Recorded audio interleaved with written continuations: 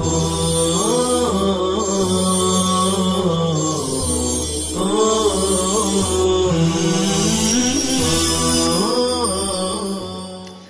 اللہ الرحمن الرحیم۔ گزشتہ سے پیوستہ نبی کریم صلی اللہ علیہ وسلم کا ارشاد ہے کہ لوگوں میں بدترین چور وہ ہے جو نماز میں چوری کرتا ہے۔ صحابہ نے عرض کیا یا رسول اللہ، نماز میں کس طرح چوری کرتا ہے؟ فرمایا وہ رکوع اور سجود کو پوری طرح ادا نہیں کرتا۔ نبی کریم صلی اللہ علیہ وسلم کا یہ بھی ارشاد ہے کہ اللہ تعالیٰ ایسے آدمی کی نماز کی طرف نظر التفات نہیں فرماتے جو رکوع اور سجدے کے درمیان اپنی پیٹھ سیدھی نہیں کرتا۔ ان ارشادات کی وجہ سے صحابہ نماز میں اطمینان و سکون کا خاص خیال رکھتے اور اس سے عاری نمازوں کا سخت نوٹس لیتے تھے۔ حضرت زید بن وہب رضی اللہ تعالیٰ عنہ کا بیان ہے کہ حضرت حذیفہ نے ایک شخص کو دیکھا جو رکوع اور سجدوں کو نماز میں پوری طرح ادا نہیں کرتا تھا، تو انہوں نے اس سے کہا کہ تو نے نماز نہیں پڑھی، اور اگر تو مرے گا تو اس طریق پر نہیں مرے گا جس پر اللہ تعالیٰ نے محمد صلی اللہ علیہ وسلم کو پیدا کیا تھا۔ آپ صلی اللہ علیہ وسلم نے رکوع اور سجدے کے علاوہ رکوع سے سر اٹھاتے وقت یعنی قوما اور دونوں سجدوں کے درمیان کی نشست یعنی جلسے کے لیے کئی طرح کے اذکار اور دعائیں بتائی ہے۔ مثلا رکوع سے سر اٹھاتے وقت آپ صلی اللہ علیہ وسلم پڑھتے سمع اللہ لمن حمدہ اللہم ربنا لک الحمد ملء السماوات وملء الارض وملء ما شئت من شیء بعد۔ امام ترمذی نے بھی اس حدیث کو حضرت علی رضی اللہ تعالیٰ عنہ کی روایت سے نقل کیا ہے، جس کے شروع میں ہی اذا قام الى الصلاة المکتوبہ کا لفظ ہے، جس سے معلوم ہوتا ہے کہ آپ صلی اللہ علیہ وسلم فرض نمازوں میں بھی اس کو پڑھتے تھے۔ اس طرح آپ صلی اللہ علیہ وسلم دونوں سجدوں کے درمیان یعنی جلسے میں یہ دعا پڑھتے تھے اللہم اغفر لی وارحمنی وجبرنی واہدنی وارزقنی۔ لیکن ان دعاؤں کو بغیر کسی دلیل کے نفل نمازوں کے ساتھ مخصوص کر دیا گیا ہے، اور فرائض میں رائج نہ ہونے کی وجہ سے نفل میں بھی یہ متروک ہے ہی، کیونکہ کوئی ان کا تذکرہ بھی نہیں کرتا، نہ ہی لوگ جانتے اور یاد کرتے ہیں۔ ایسا لگتا ہے کہ حدیث کی کتابوں میں بھی ان کا ذکر ہی نہیں ہے۔ رکوع اور سجدوں میں دعاؤں کے اہتمام کی سنت بھی متروک ہے۔ فقط تسبیحات کے اقل درجہ تین بار کو کافی سمجھ لیا گیا ہے، وہ بھی اتنی جلدی بازی کے ساتھ پڑھا جاتا ہے کہ اللہ کی پناہ۔ یہ سمجھنا چاہیے کہ امام ہر رکن کی طرح رکوع و سجود میں مقتدی سے پہلے جاتے گئے اور پہلے اٹھتے گئے، تو اگر وہ تسبیحات فقط 3 بار جلدی جلدی کہہ کر اٹھ جائیں تو ان کے پیچھے پیچھے چلنے والے مقتدیوں کو ان کے ساتھ 1 یا 2 بار ہی تسبیحات پڑھنے کا موقع ملے گا، کیونکہ جب تک وہ ان کے ساتھ رکوع یا سجود میں شامل ہوں گے امام 1 یا 2 بار تسبیح کہہ چکا ہوگا۔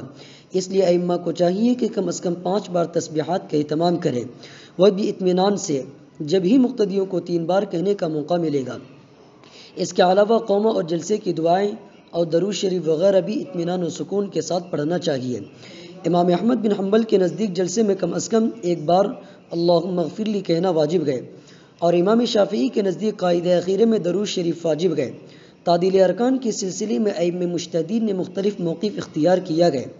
امام شافعی، امام مالک، امام احمد بن حنبل اور حنفیہ میں سے امام ابو یوسف اسے فرض کہتے ہیں، جبکہ امام ابو حنیفہ اور امام محمد کے نزدیک تعدیل ارکان واجب ہے۔ لہذا جو لوگ اسے فرض کہتے ہیں ان کے نزدیک اس سے ترک سے نماز باطل ہو جاتی ہے، اور جو لوگ اسے واجب کہتے ہیں ان کے نزدیک اس کے ترک سے نماز باطل تو نہیں ہوتی لیکن اس کا لوٹانا واجب ہے۔ متاخرین حنفی علماء میں امام طحاوی، علامہ ابن عابدین شامی، قاضی ثناء اللہ پانی پتی، مولانا محمود الحسن دیوبندی، مولانا انور شاہ کشمیری، مولانا شبیر احمد عثمانی، مولانا تقی عثمانی، مولانا مفتی نظام الدین اعظمی اور مفتی فضل الرحمن اعظمی وغیرہ نے تعدیل ارکان کے اہتمام پر کافی تاکید کی ہے۔ اس لیے سب سے حسن طریقہ یہ ہے کہ آدمی سنتوں کا اہتمام کر لے تاکہ نبی کریم صلی اللہ علیہ وسلم اور صحابہ کرام کی بیان کردہ وعیدوں کی زد میں نہ آئے اور کسی امام سے اختلاف کی صورت بھی پیدا نہ ہو۔ کچھ لوگ یہ کہہ سکتے ہیں کہ نبی کریم صلی اللہ علیہ وسلم نے اماموں کو نماز مختصر پڑھانے کا حکم دیا ہے۔ یہ بات بالکل صحیح ہے، لیکن نماز مختصر اور نماز کامل میں فرق سمجھنا ضروری ہے۔ آپ صلی اللہ علیہ وسلم نے نماز مختصر کرنے کے لیے قرأت میں تخفیف کرنے کا حکم دیا ہے، نہ کہ رکوع و سجود میں ٹھونگے مارنے کا۔ ایک صحابی نے حضرت معاذ کے طول نماز کی نبی کریم صلی اللہ علیہ وسلم سے شکایت کی۔ جب انہوں نے عشاء میں سورہ بقرہ یا نساء کی تلاوت کی تھی تو نبی کریم صلی اللہ علیہ وسلم نے انہیں سمجھایا کہ تو نے سبح اسم ربک الاعلی والشمس وضحاها اور واللیل اذا یغشی کے ساتھ نماز کیوں نہیں پڑھ لی، کیونکہ تیرے پیچھے بوڑھے، کمزور اور صاحب حاجت سبھی طرح کے لوگ نماز پڑھتے گئے۔ اس سے یہ واضح ہے کہ تخفیف قرأت میں گئے، نہ کہ اطمینان رکوع و سجود اور سکون نماز میں۔